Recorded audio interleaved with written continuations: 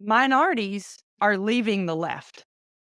They are transitioning from becoming more traditional Democrat voters into conservative Republican voters. And organizations like Blexit go into communities and help educate folks on this. And they are helping make this movement possible. Today, we talked to Brian Bledsoe, the state director for Blexit. And Brian's a busy guy. Brian is not only the state director for Blexit, but he is a precinct chair in Tarrant County. He is a Heritage Foundation Sentinel. He works full time. He's a dad. He is a podcaster. This is a busy guy, but Brian made time for us to talk to him a little bit more about Blexit and how they are helping with this shift. You don't want to miss this. Stay tuned.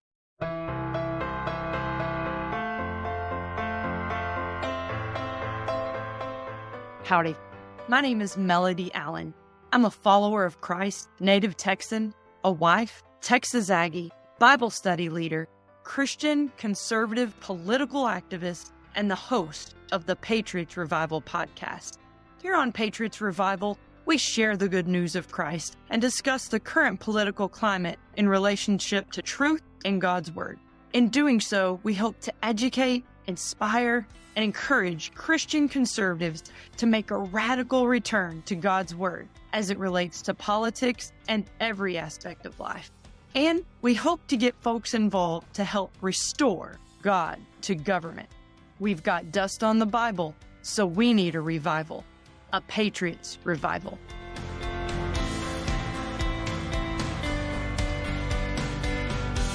All right. Well, Brian, welcome to Patriots Revival. We're so excited to have you. Oh, I appreciate it. I've been, on the road, and I'm just glad to be able to come on. Oh, great. Well, tell us a little bit about yourself. So, as far as like a whole life story, or are you talking about politically? Or... Well, a little bit about your background, what you do, and I definitely would like to learn about you and how you started getting involved politically and maybe even about your faith, because I know you're a Christian as well. So that's really important here on Patriots Revival. Yes, and both of them come together as the reason why I'm even on your show right now, and as far as my involvement. So back in 2008, I said 2007, when, as someone that has been in the church, been, my whole life growing up in the church. And in 2007, I just realized how to be a real Christian, or at least what it means to be a Christian, as opposed to just following my family and just mainly making my faith cultural and not really personal.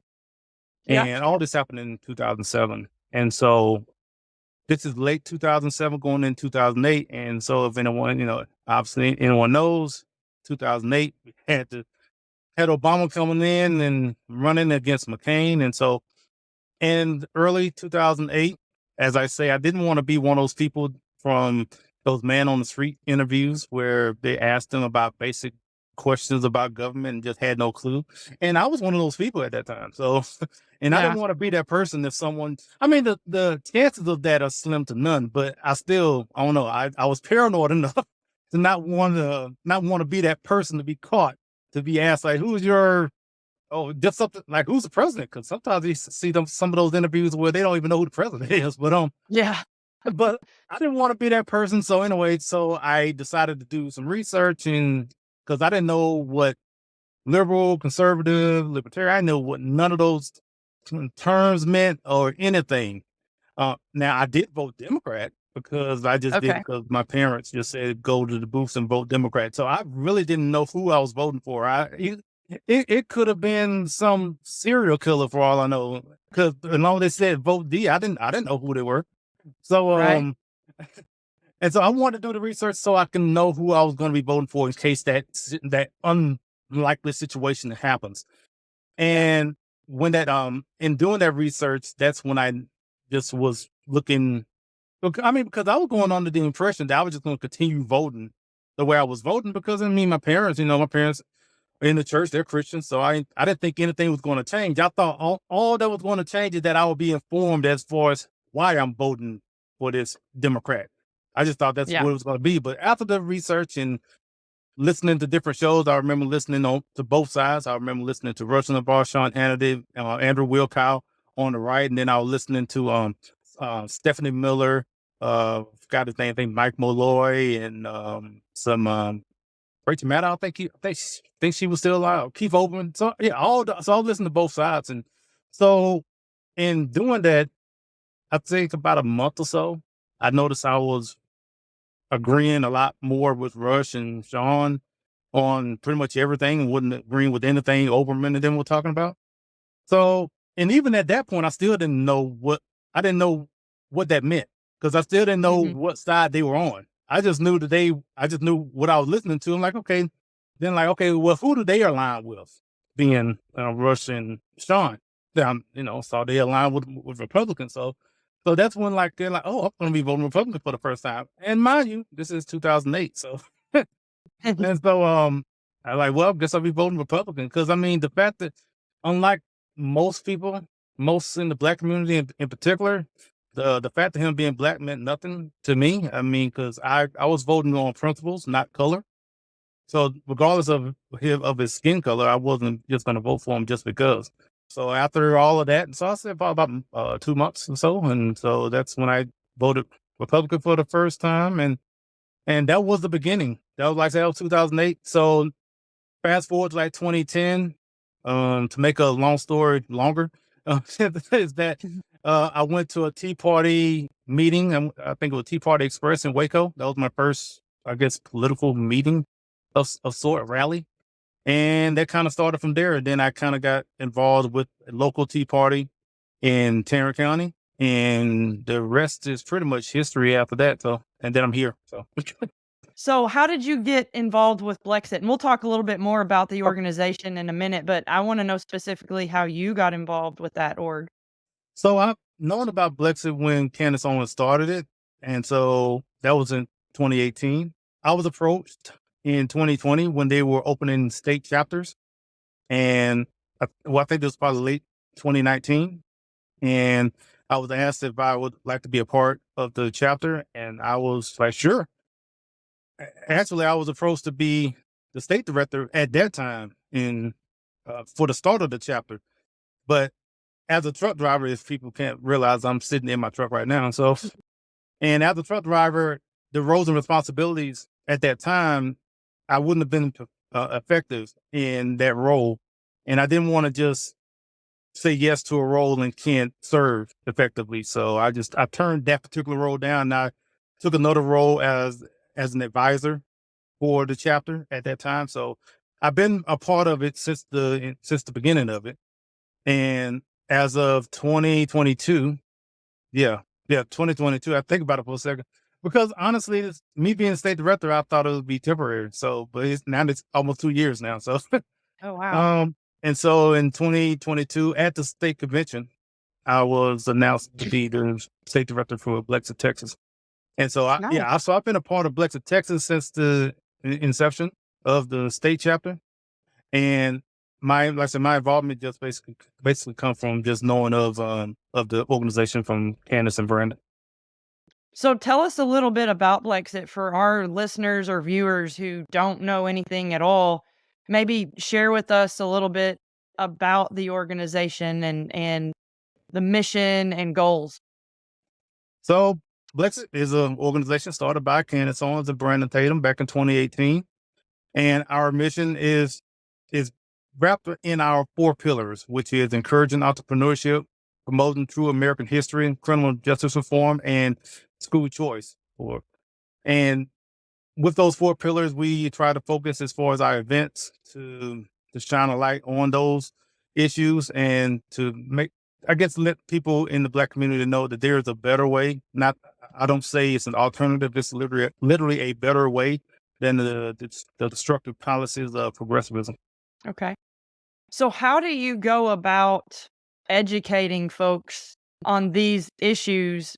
Because historically, as you mentioned, you always went into the voting booth and you voted Democrat because that's what your folks said Mhm. to do. So how do you reach these voters and really help them understand about being a conservative? Well, in our events and whenever we're in the community or just doing anything, we try to just let people know about the policies and really try to have them to understand what they're promoting, what they're advocating for, what they've been voting for. A lot of times when you present the policies to people and realize that it's not what it seems, and that tends to open a lot of people's eyes. And that's what mainly it's about, just education, or it's mainly just about just letting them know what's going on in a lot of cases. Because a lot of people are like me, really, or where they're just kind of just going along because that's just what everyone around them is doing and not really thinking much about the policies that are coming from these politicians that they vote in office. So we try to present that when we talk about school choice and just talk about in entrepreneurship, and especially in entrepreneurship and talking about taxes and regulations. A lot of that comes from or consequences of the people they have put in office. And whether we're talking about school choice, whether we're talking about even criminal justice reform, I know a lot of times when I say criminal justice reform, that tends to be a left wing term that when you said something like that. But criminal justice goes across both. It's not partisan because there are a lot of progressive prosecutors and judges that are out to do their own sort of quote unquote justice, and that's what we're fighting against. And also, when we talk about promoting true American history, we're not talking about the 1619 project. We're not talking about CRT. We're talking about true American history that, unfortunately, in a lot of schools, public schools in particular, is being twisted and mangled up to make it seem like it's something that is not, and try to push a progressive idea about history. So how do you feel like the message is received? Because again, if they've always been thinking this way, how do you get pushback initially, or is it, I guess it with anything it would take some time to really help the light bulb go off for folks? It really depends on where, like if we're like in urban communities in particular, or like at a community center or something like that. It really just depends on who we come across. If we come across a someone that is just as involved on the other side, then it could be pretty confrontational. But then also, if you come across in some that are maybe just not as aware, then it can actually be a good conversation, actually, where someone is not fighting because they see you as the enemy. They like it's someone that just want to listen and hear what you have to say. Those are very productive. Now, how far someone is changing their mind, sometimes we see the light bulb go off like instantly. And sometimes we present like an example about some things. And I'll say a lot of cases, either they're like, okay, let me think about it, or sometimes you'd be just downright just totally rejecting it. So, and that is to be expected given the fact that in talking about just politically in the sense of where, the Black community votes, 95% in the progressive direction. So in that sense, the quote unquote progressive policy has a very strong hold in our community. And that didn't happen overnight. So for any change to happen, or at least any shifts, is not going to happen overnight either. And unfortunately, I don't want to go on and rant about this because I can't because this is something where I mention on my podcast a lot of times where this is something that's going to take significant investment if you want to make some real changing in the community in particular. In minority communities, whether we're talking about Black, white, Hispanic, or whatever like that, what it takes is it's not something where you can just show up in 2024 this year and then leave 2025 and then try to come back again in 2028. So Right. it's not going to work that you keep doing it that way. It's something that has to be a constant in the community, and making sure to know that one is you're there, and also to present your ideas and the policies, and to really for people to understand that this isn't this is a better, it's a better way. It's a more effective way. It's a fairer way, and for everyone, not only just for minorities. It's for everyone. Yeah, I don't want to keep going on about it because it's something that I kind of get a little passionate about because just on the political side, I see what I've mentioned where you unfortunately probably what happened again this year where you just go in real hard in communities where you may not think you may not get a lot of votes, but you want to try to make some sort of headway, but you just go really hard for this year, and then next year you're gone, and then 3 years later, like, oh, we need to do it again. But you just basically start from square one when you keep doing that. So Yeah. How are you reaching minority voters that are upper and middle class? Because I know when I have block walked and even some folks that I know personally still tend to vote Democrat. And so, mhm. and they may not live in urban communities. They may live in more suburbs or whatever. So, what are you doing to try to reach those types of minorities? I guess in that particular demographic in particular, I would try to look at it from the entrepreneurial aspect because normally they are maybe in that area. And not only on that, I mean, I know this is not a particular pillar, but just taxes in particular. Because if you're in that tax bracket, you know about taxes. So Yeah. and so that's one thing where to really try to reach out and let people understand about how, as far as all the taxation that goes on. I mean, it is just obscene as far as how much taxes.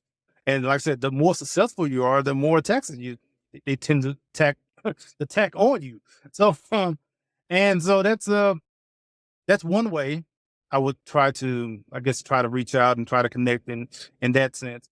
And then, but also on a social level, and just talking about what these policies have done for the community so far, and you can just see how disruptive and how the lawlessness of it all, where you have crime running rampant, and all of a sudden you have all these different attorney general in the city maybe is soft on crime, and the mayor is too, and all of these are voting one way or voting Democrat, or if they're if they try to call themselves nonpartisan or independent, but you could just see how they govern, that they are basically going more quote unquote progressive. That's one way to try to reach out and just try to lay out that these policies are not having the effect that they're saying that they that they have in the community. Yeah, it's just really trying to inform people about a lot of what's going on, because someone like myself, like yourself, a lot of this, as far as the political jargon and all the political news, like we know it, but we are a small part that really, unfortunately, it's an unfortunate part that about that. But unfortunately, a lot of people don't really have an idea about basics in civics, in government, whether we talk about municipal to the federal. And so a lot of times I would try to start with the very basics. First, I want to ask, kind of get an idea as far as what is their knowledge about government, or what they think about as far as if I'm going to have a discussion about anything these days. Because in 2024, people like words and definitions just don't mean anything. They don't have an objective meaning, and so you have to start there. Like even just talking about, let's say, racism. So many people have added the concept of power to the definition of racism. And so we could be talking about racism back and forth. And if one person has that concept in their mind, and I'm having the original definition of it, and we're just talking over each other. So, because we have two different definitions in our mind. A lot of times, one, it makes the discussion kind of tedious because you really have to break down a lot of different terms before you even really start talking. I say that because I think a lot of times in our political discussions, a lot of it just goes over our heads, and we're not really talking at it. at each other. We're kind of talking over one another because we are going off of two different frameworks and not even recognizing it. And I think that needs to be recognized first before we can really get into a substantial discussion about any issue. Yeah. I don't know if I answered your question. I'm sorry. Well, I think so. I just, I feel like you've got another level of minorities, of course, those in the urban communities, but then you've got the ones that go off to college Mm.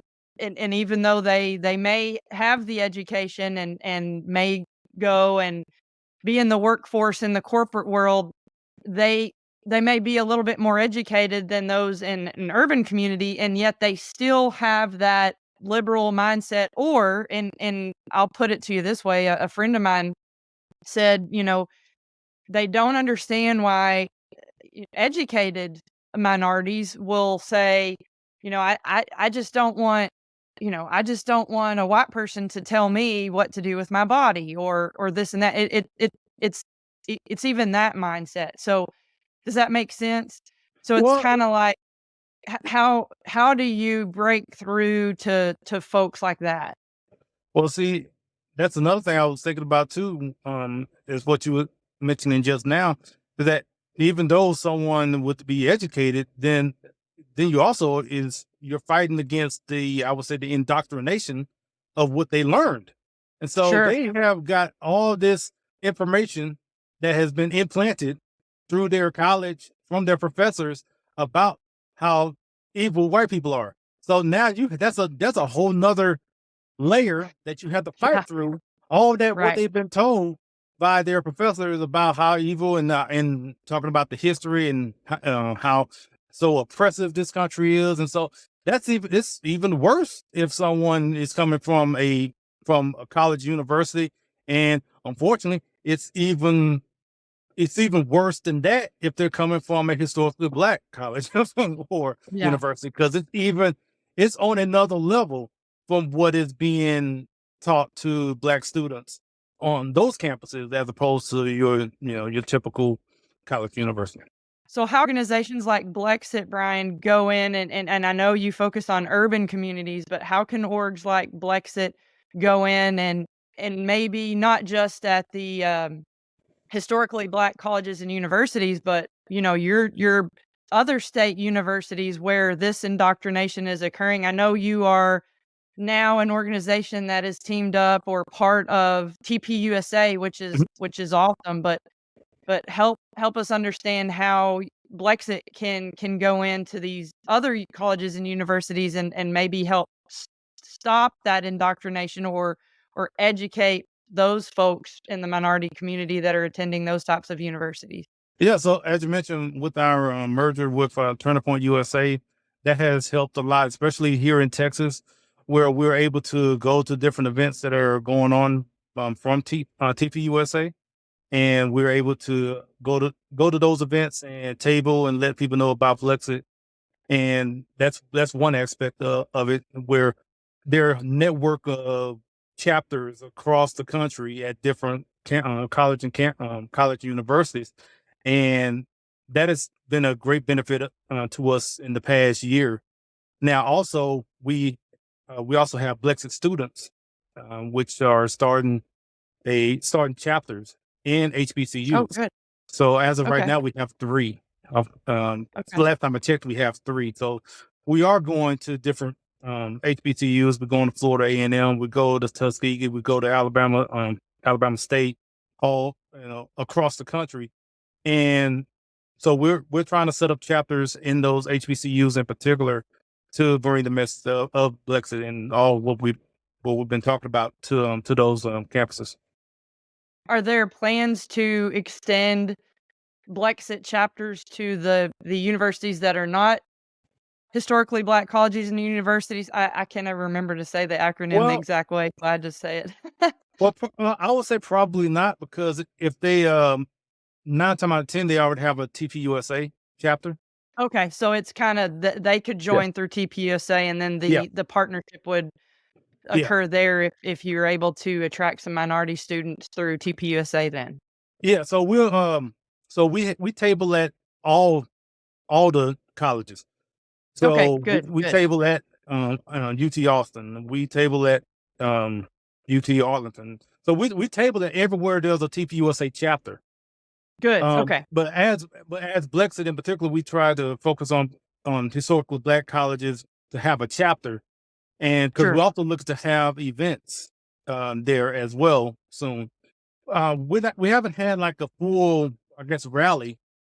We've done like kind of the man on the street type of interviews where we'll go on campus and ask people questions and stuff like that. So Savannah Craven and Jasmine Woodson have been doing that the past year in different campuses at HBCUs.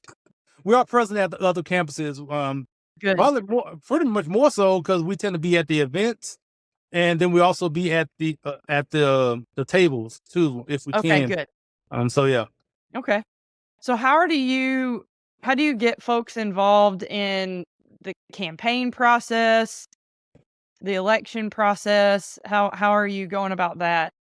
Well, as the 501c, we just, as far as Blexit goes, we just try to inform. I know last year we had a candidate guide to Oh, let people good. know. Like we're not telling people, we're not endorsing because we can't endorse, but we're giving people information about the candidates. I'm guessing we may do it again later this year. So we do things like that where we try to give people information about candidates and also to register people to vote. So whenever we are Oh, good. tabling at the different events, if one of us is registered to register people to vote, we'll do things like that as far as helping people to vote, to be registered to vote. Good, good, good. As far as politically, that's about as much as we're allowed. Let's put it that way. Okay, understood. So I do wanna ask you, I know that you're a man of faith and you talked about, your journey in coming to Christ and wanted to ask you because we are a Christian political podcast, why do you think it's important for Christians to be involved in the political process? Well, because Christ is over all of our lives. Our whole life is in submission to Christ. So how we vote and who we put in positions of power matters. I don't want to give a really short answer, but it really feels like it's really that short because if Christ is Yeah. over all of our life, then he's over our voting life and how we who we put in, like I said, who we put in power and the positions that we take and positions that we advocate for. Christ is over that as well. And so I guess I don't want to, it's a short answer because I think it's very simple. Yeah, um, exactly. and so, yeah, yeah, that's it. Yeah. Okay, alright. Well, I want people to learn about or how they can find you. So I know you mentioned you have a podcast and I Mhm. listen to your podcast. Tell everybody how they can find your podcast and check you out. So, yes, I do a podcast. It's called Trend Chat. And you can go to Trend Chat 24/7, TRENDCHAT 247.com. I do episodes. I'm not gonna say how I do my episodes because an episode comes out when the episode comes out. So that, I talk about basically the kind of things we'll talk about now. I guess if people are watching this, if you don't know, he definitely does a podcast because he tends to rant and so. And yes, and this is basically what I do on the podcast. It's just no one else is saying anything so, other than Right. myself. So it could be me talking for an hour. It could be me talking for 2 or 3 hours. It could be me talking for about 15 minutes. It really depends on how I feel that day. I mean, like I said, I do the podcast just to kind of let people know what's on my mind and I just let the chips fall where they may. I say that because it's just raw as it is because I flip on record and I just start talking and I press end when I'm done. So And then how do people if people watching or listening to our podcast today, how can they get more information or want to learn a little bit more about Blexit? so Blexit.com will be the best way as far as overall, as far as learning about our mission and everything that we standing for, and also events on a national level. As far as Blexit Texas, go to Blexit Texas Facebook page or on Instagram or Twitter. And yeah, that's it. So yeah, Facebook, Instagram, Twitter, X Twitter, or something Yes. as I call it I call it Twit. X Twitter. So and so yeah, we're on there. Just search for Blexit Texas, and we have an upcoming event on May 23rd in San Yeah, talk Antonio. about that. Yeah. So yeah, so the Blexit director, his name is Pierre Wilson. He'll be speaking at our reception in San Antonio and at 7:15 on the 23rd of May. And it'll be coinciding with the Texas GOP convention in San Antonio. Okay. So yeah, we're gonna have just a reception. Everyone can come out, and if people want to find a link, it is on our Facebook page. You'll see it there, and if you want to say you're interested and say you're going, you can just click on that. And it's not there's no RSVP. I Okay. I'm saying this because if we have too many people, that's a good problem to have. Yeah, exactly. Um, Yeah. so so we'll know next time to get a bigger room, but everyone is welcome to come. Also, let me just say about Blixen in particular, everyone could be a member. So we do Okay. not discriminate. And just I just want to make that point clear because a lot of times when I'm speaking places, that tends to be the first question. Especially someone white will ask me like, "Well, can I join?" Like, yes, everyone can join. Everyone is welcome. So, Okay. as well as being a member, also coming to the reception, everyone is welcome to join us. And from what I was told, as far as the layout in the convention center, we should be close to where the convention floor is. Don't take my word for it. Particularly, I'm just going from what I was told as far as the layout. I haven't been there. Well, I haven't been there in years, so I don't know exactly. Hopefully, we are, but I know it's room 216B. That's what I think. Yeah. Okay. So yeah, But that's all you yeah. said that'll all be on the Blexit Texas Facebook page, the details for that? Yes, correct. Yeah, correct. All Okay. the details will be on there. Yes. Well, also our Instagram as well. So we try to keep those in particular.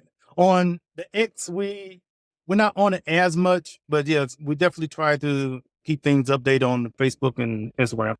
Another thing I wanna mention, I know you're going to be a delegate to state convention, I do believe you've mentioned to Yeah. me previously, and then you are also campaigning to be a national delegate to the national convention, correct? Oh, correct. So separate from being the state director of Blexit, Texas, as a precinct chair, I guess I put my precinct chair hat on now. So, Yeah. so as a precinct chair, I'm running for national delegate to go to Milwaukee for the Republican National Convention. I'm in Congressional District 25, which is Roger Williams district. Yeah, so I'm running for that district. It's funny because I was a national delegate in 2016, but that was in Congressional District 24. And also I was an alternate national delegate for 2020, the one that no one went to, but I was Yeah. selected in 2020 as an alternate, but that was in another district. That was in Congressional District 6. So now I'm in another district in 2024. It's just like every 4 years, I seem like I'm in a different district. So Thank yeah, you so to I'm redid. running in 25 now, and so as of right now, I'm just letting people know that I'm running. I don't even know who else is running. When it comes to national delegates, sometimes people announce, sometimes they don't announce until you get to the convention. So as far as I don't know who or what is running or what's going on, but I'm just letting people know that I'm running, and just yeah. So I'm just looking to go to Milwaukee and try to make sure that I have some the integrity and professionalism when it comes to going there and making sure I'm just doing everything to represent CD25 as best as I can. I know for me personally, as someone that went in 2016 as a national delegate, I just go there to make sure that I'm doing the business that I was sent to do. So, Sure. and that's all. That's for me. That's I go there for business personally. I don't know if Sure. that's going to help or hurt my campaign by saying that, but that's true for me. I go there with a business mindset, and I go to some of the functions that go on, but whatnot. But my first priority is to make sure I'm representing the district well. Absolutely. Well, we wish you luck in your campaign, and we'll help get the word out about your national delegate campaign. So, Okay. I all right. Well, thank you very much, Brian. We appreciate you. All right, thanks. Well, folks, that concludes our interview with Brian Bledsoe. I really hope that you got something out of this, that you learned a little bit more about Blexit. For this week's altar call, I would encourage you, if you yourself are a minority and maybe you really don't see the value in voting conservative, or maybe you know someone who is a minority and you're having difficulty getting through to them on seeing things your way in regards to voting in a conservative manner and the importance in doing so, I would encourage you to get them to go to Blexit.com. And they have some great resources, or try to get them involved in a Texas chapter of Blexit, as you mentioned with Brian.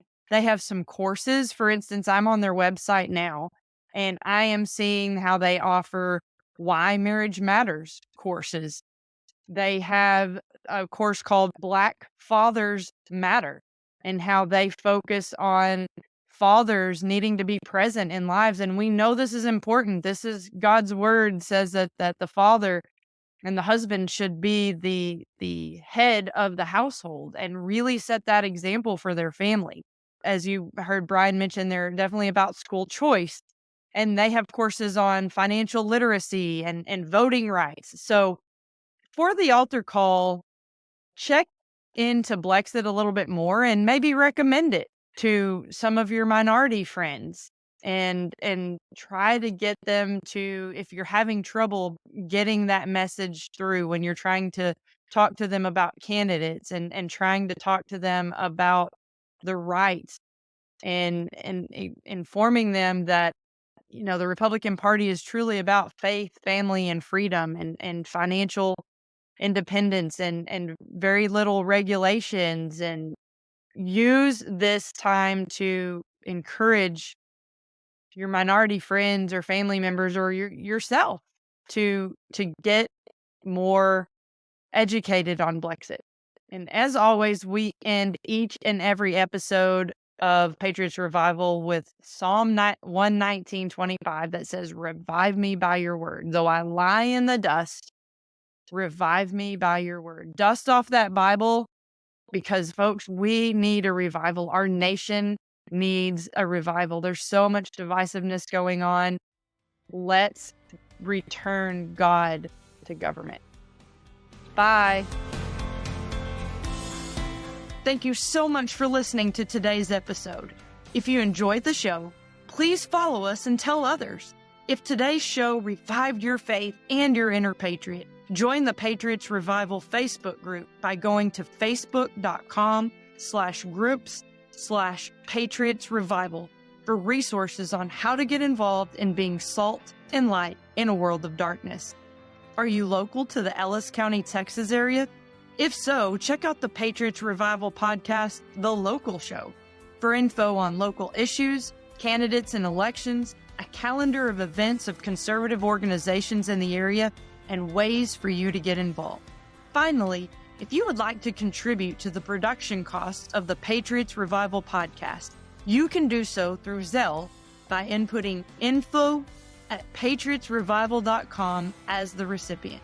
Thanks again for listening. I hope you have a reviving week.